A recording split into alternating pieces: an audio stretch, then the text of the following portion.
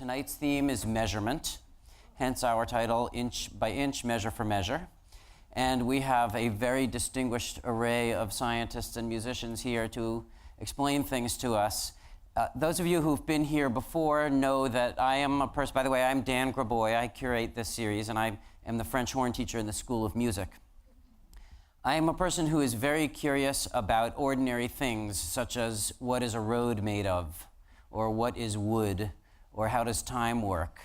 And one of the things that I was wondering a while ago is, who says that that's a foot and that's a meter, and where do those things come from, and how do we figure out what time is? And I know, and you probably all know, that the sun is 93 million miles away, but I don't know why I know that. Somebody told it to me. So part of the point of what we're doing here is to learn the answers to the obvious questions that we maybe never got the answers to, or that we never really thought to ask, the things that we take for granted. So I'm very grateful to our distinguished team of scientists who are going to reveal things about the world to us that we didn't know existed or were the case, or how they worked. And then our pianist, Christopher Taylor, is going to play some spectacular music that will be relevant to our topic as well, as you'll see. So I only want to announce that we have one more SoundWaves event this year. We'll have a bunch of them next year. Our final event is on May 10th, and our topic is going to have something to do with the interaction of man and machine. And our musician is going to be Mark Hetzler, my colleague, the trombone professor at UW School of Music. And he's sitting right over here because he'll be assisting me in my presentation tonight as well. And he will be playing music in which the trombone interacts with the computer in a very hands-on kind of way. So without further ado, I would like to bring up Florence Hsia to begin SoundWaves for tonight. Thank you. First of all, thank you so much for coming out on yet another fairly unsnowy evening, I guess, but especially thank you to Dan for organizing the series, and also to WIT, of course, for hosting it. I'm going to be talking with you about the measurement of time, as you might have guessed from the screensaver here. And what I would suggest is that we have two fundamentally different ways of thinking about time. One looks like this. We measure time in terms of the tick, tick, tick, or maybe nowadays the beep, beep, beep, of time that is uniformly counted and uniformly measured. Doesn't matter whether we're talking about milliseconds or millennia, whatever unit of time we choose, as long as each is the same, as long as that measured unit is uniform, each tick is just like the next. And it would seem that uniformly measured time offers a kind of resolution to the diversity of human experience, a way of synchronizing the very different kinds of temporal regimes that we, I think, use on an everyday basis to make sense of our lives. So that's one way of thinking about time. The other is, I think, going to be familiar to you. It's essentially the human experience of time, within which one moment can be palpably different from the next. We can go from clear blue skies to a blizzard. We can go from the Garden of Eden to out of the garden. We can go from a state of ignorance to a state of knowledge. And this is a beautiful illustration from the 1493 chronicle that was published in Nuremberg, and thanks to special collections at UW-Madison libraries for this image. As Plato said, citing the philosopher Heraclitus, you can never step into the same river twice. Thinking about time in terms of before and after is deeply rooted in the calendars that we use. And many of them, of course, depend upon specific historical events for deciding what comes before and what comes after something happened. The problem, of course, is that different historical events have different significance for different people. Of course, our AD BC system depends upon one particular event, time before Christ, and then time Anno Domini, in the year of our Lord. But then we also have the Islamic system. On the left, you see a Moroccan coin stamped with the year 1330. That's 1330 in the year of the Hijra, the year 1330 years after Muhammad made his journey from Mecca to Medina. This converts to the Western calendar in the year 1911. 1911 happens to be the year in which the last Chinese dynasty ended, and 1912 is the first year of the Republic of China. On the right-hand side, you see a Taiwanese coin. On the bottom, it's 1996 in the Western calendar, but the Chinese characters above say that it's the year 1996, which is the 85th year of the Chinese Republic. And then if we turn to another republic, the French Republic, here we see the doorway that is over the École Normale Supérieure in Paris, and you see that it was founded in year 3. What year is that? Well, it's the year 3 of the French Republic, which was started in 1792. So 2 very different ways of thinking about time. Uniformly measured time, tick, tick, tick, and then all the many different ways in which we live through time. And I would suggest that one of the ways in which we handle these different ways of thinking about time is in a format that I think we all recognize and know how to use, the timeline. And here you see an example from 1925. This is John Sparks' histomap published by Rand McNally, and I was thinking that it has the same downward flow as triptychs. You remember what triptychs were before we used GPS devices?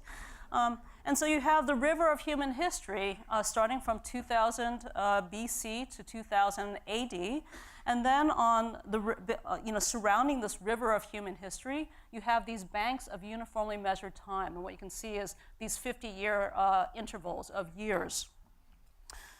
Now, in some ways, I would say that timelines do a very good job at making one kind of time visible, this historical time. What has happened? What happened with the Babylonians? What happened with the Egyptians? What happened with the Chinese?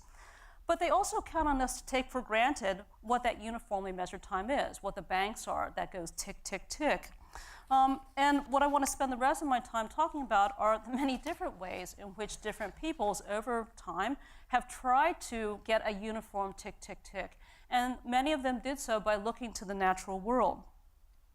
So one option that many ancient peoples took was water. Here on the left-hand side, you can see an Egyptian example. It's from the 300s before the Common Era. I think you get the basic idea. You fill up a container with water. You have a small hole at the bottom that lets you regulate how quickly the water flows out. Then you can either measure how much the level of water has dipped, or you can measure how much water has escaped. On the right-hand side, you see an example of a more sophisticated water clock that comes from the European medieval period. And then we also have examples from Turkish, and then also a Chinese example from roughly around the same time. So if water is one option, here's another example that I know many of you will be familiar with. It is sand. You can see here in the hourglass.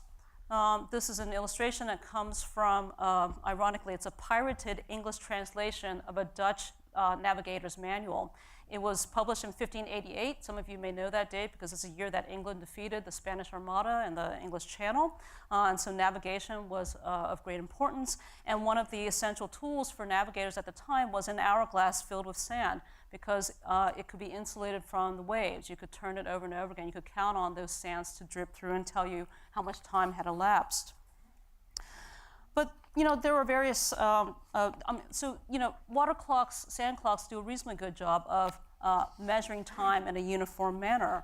We know, for example, that Galileo, when he was doing his inclined plane falling body experiments, he used a water clock as well to estimate how much time had elapsed. But there are some practical limitations to these methods. What about evaporation? What if your water clock leaks? What if the person who's supposed to flip the hour clock forgets to do it or forgets to fill the water container? So one last option, again, that is common across many different human cultures is to look at celestial objects, to look at the sun, to look at the moon, to look at the stars. So, think about what our year is, going from one winter solstice to the next winter solstice. Think about what a month is. It's more or less based on the path of the moon, going from one full moon to the next full moon. And of course, there are still calendars today that use the moon to regulate the calendar. The Islamic calendar, as well as the Jewish calendar, depend on the first sighting of the crescent moon after the moon has been new. And then, of course, we have the day. As defined by the sun. This is a wonderful French project that basically took the Abbey of Mont Saint-Michel on the Atlantic coast and transformed it into a gigantic sundial, basically placing these numbers in the sand and then using the tip of the shadow cast by Mont Saint-Michel to tell time. So here it's almost 12 o'clock, and here it is getting later in the day. You can see it's almost 2. What do they think those numbers are? They use reflecting panels that the French army apparently set up for them in the sand. Kind of amazing. But the last thing I want to talk about then is about how difficult it is to use even celestial astronomical units as uniform ways of measuring time. If you think about what a second is, right? It's a 60th of a minute is a 60th of an hour is 1/24th of a day, and so then we have a day. Well, what is a day, right? One way of thinking about what a day is to say, well, it's a time it takes for a sun to go from high noon to high noon, right? Noon one day to noon the next day. Or it might be the amount of time it takes for the Big Dipper to get to its highest point one night and then the next night, a 24-hour period. But then that leaves open the question of how do you measure a 60th of a 60th of a 25th of a day? So in the 17th century, a Jesuit astronomer, Giovanni Battista Riccioli, decided to figure out how long a pendulum should be to measure a second. So if I have a pendulum and let it freely swing, this is clearly too short, right? 1 1,000, 2 1,000, 1 Mississippi, 2 Mississippi. It's too short, right? But how long should it be? Should it be this long? Should it be this long? And so on. So Riccioli, being an enterprising person, counted on his fellow Jesuits, members of that Catholic religious order, to help him count. He said, let's count for an entire day. So how many seconds are in a day? 86,400. He and 9 other Jesuits counted together for an entire day. The first time they did it, they got 87,998 swings, 1 1,000, 2 1,000, 3, 4, 5. That was 1,598 swings too many. So he made the pendulum a little bit shorter. The second time they counted 86,999. So that's still too many, 599 swings too many. So they tried it again. Eventually, scholars determined what should the length of a second's pendulum be, a pendulum that swings 1 swing every second, and it's about this long. It's about the length of a meter.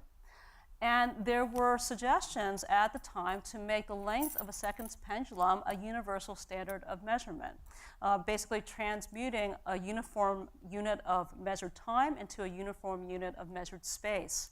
But as we're going to hear in a little bit, neither the second nor the meter are defined in those terms. Thank you.